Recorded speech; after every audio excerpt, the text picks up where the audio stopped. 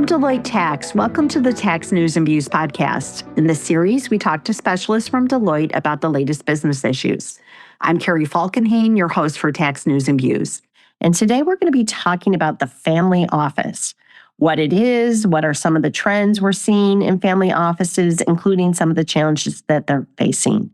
Joining me today in this conversation are two Deloitte specialists from the family office arena, Mark Bowders and Eric Johnson. Eric and Mark, welcome to the podcast. Thank you, Carrie. To get us started, let's just address what a family is and when or why a family might consider forming a family office. Sure, I'll take that first, Carrie. So a family office is a private organization established by the family to oversee, either directly or indirectly, the financial and sometimes the personal affairs of the family. Generally, it offers the same services as a top-tier bank or an investment firm might offer, but it's really just focused on serving the extended family. And it's often highly tailored to meet the needs of the family. Supplement that, Eric, when a family would consider forming a family office, we generally see them in one of three ways. One, family has developed a successful family business. It's grown significantly, and profits from the business are no longer needed to be reinvested into the business. And so family members now hold new diversified investments. And so the management and administration of those investments has become highly demanding for the family business professionals and personnel there. To help with the oversight of these investments that are now outside the business, the family will often form a separate standalone family office to help with overseeing the administration of all those investments. The second area where we see a family considering forming a family office is that successful family business is sold. They now have monetized their interest, and there's a desire to have a group of professionals oversee this newly monetized wealth. And then the third instance is really when a principal of a private equity or a hedge fund, they may look to diversify their holdings and their investments outside of the fund and set up something separate from the fund in which they're solely investing their capital. Yeah, Carrie, we often get asked how much wealth is necessary to form a family office, and smart people can have different views on that. I would say typically at a very minimum, probably 100 million to 200 million of investable wealth. Many of our clients are north of that in probably the $500 to $800 million range. And a lot of the offices that we serve on a regular basis have $1 billion or more of investable wealth. So it really does vary across the spectrum. Thanks for sharing that background. Are we seeing more family offices being formed? And if so, what is driving the creation of these new family offices? So to start, one of our colleagues, Rebecca Gooch, performed a survey of family offices titled the Deloitte Family Office Insight Series. And in that survey, she estimated that there's over 8,000 single family offices in the world today, which is up from the roughly 6,000 plus that there were in 2019. This is projected to grow by more than 2,000 up to over 10,000 in 2030, which is a remarkable 75% increase in the number of family offices. Similarly, within that survey, she noted that family office total asset under management is expected to rise 73% from approximately $3 trillion today to over $5 trillion. Yeah, and Carrie, on the why part, why are more family offices being formed? There's just more wealth being created. You look at certain industries like technology or healthcare, there's just been a lot of wealth generation and monetization. And many of these wealth creators, it's very important for them to want to maintain privacy over their affairs and, frankly, control. And so the family office is the catalyst for doing that. And I would also say that the barrier to form family offices has lowered. So many years ago, it might be hard to know where to go to form a family office. Nowadays, there are talent agencies that cater to the family office industry. There's technology that has been designed to serve the industry. Service providers, including Deloitte, have aligned their services to serve family offices. So it's just becoming much easier to set up a family office as well. Family office can provide some significant efficiencies for the family. Generally, in the family office, family members are pooling assets in investment vehicle, which allows co-investment and allows generations to invest in certain private equity or other investments that they maybe individually wouldn't have access to. Lastly, the family office, it provides a platform to help support succession and legacy planning for many of our multi-generational families. So you mentioned that there's a rise in the number of family offices, but you also mentioned that there's talent agencies right out there catering to that. What does the talent model look like? Is there enough talent out there to provide the services that the family needs? Yeah, that's a great question, Carrie. There are a number of new offices being formed, and I think broadly there's a shortage of talent in the financial services industry altogether. I think we're even seeing it at our firm. And so there absolutely is a war for talent. These family offices are fighting to get top talent, which then kind of lends itself to how do you incentivize and retain people at your organization, which is a completely different topic. But I think it's important for the family office to kind of assess what services do we want to provide our principals or the extended family. And then for the services that we are going to provide, which one of those are going to be done by us in-house, which ones will be co-sourced, and which ones will be outsourced to a third-party provider. And for the ones that are done in-house, then what does that talent model look like? What type of people do we need? What type of skill sets? Yeah, I think just with the increasing number of offices being formed in the war for top tier talent, just like many other professional service organizations, family offices, we're seeing them assess their ability to perform services in-house. I think there's been a trend in terms of firms and people able to support family offices as it relates to if they decide, okay, we don't have the talent necessary to perform this service in-house, there's firms and people that can supplement that as it relates to outsourcing that activity. But the war for talent, we've seen it with our clients in terms of trying to identify professionals that can perform these services in-house. Yeah, a couple of current trends there. One is we've seen a lot of investment offices being formed. So those are family offices whose really the main focus is to manage the wealth and the investments on behalf of the family group. We've also seen a trend towards smaller but highly sophisticated offices. So, the offices maybe of the past that had dozens and dozens or 100 employees, that's less frequent. And what we're seeing is much smaller offices that then rely very much on technology as well as third-party service providers to provide the services to the family.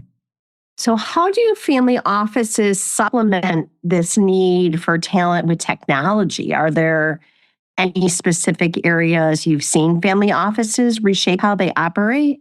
Yeah, and with a leaner talent model, family offices, they're really trying to optimize the resources that they have available and use technology to handle mundane or perhaps routine tasks.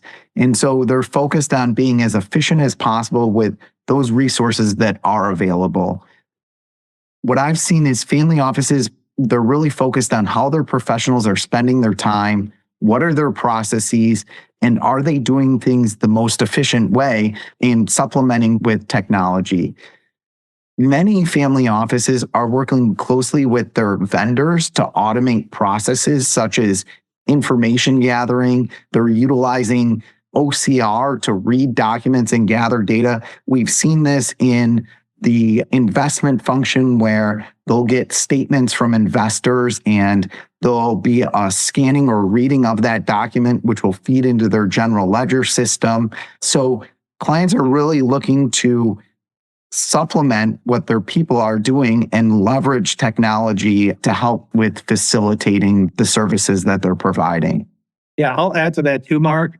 Family offices, as they are more reliant on technology, they're also becoming a frequent target of attack by bad actors. often, there's a lot of wealth there, but they're smaller organizations and maybe the controls aren't as robust as large organizations. And so they're a very opportune target for cyber attacks and identity theft and ransomware, data breaches, deep fake scams, phishing.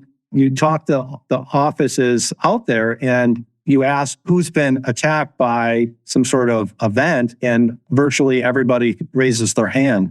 Deloitte did some research in this. Again, the Family Office Global Reports that we did. And in that publication, we determined that 43% of family offices had experienced a cyber attack in the last 2 years. So our focus for these offices has been really on creating awareness of the issue and training for the employees, being able to help them develop incident responses and have them focused on backup and recovery processes. I could see where that would be very important to a family to make sure that their office could deal with those issues. So you've talked about a few different ways family offices can be different. What are the trends that we're seeing in how family offices are formed, how they're making decisions, what their governance structure is?